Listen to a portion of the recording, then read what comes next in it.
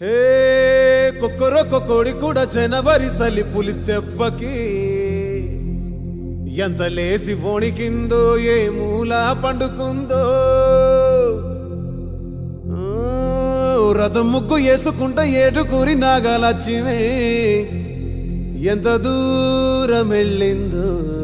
ఎటు పోయిందో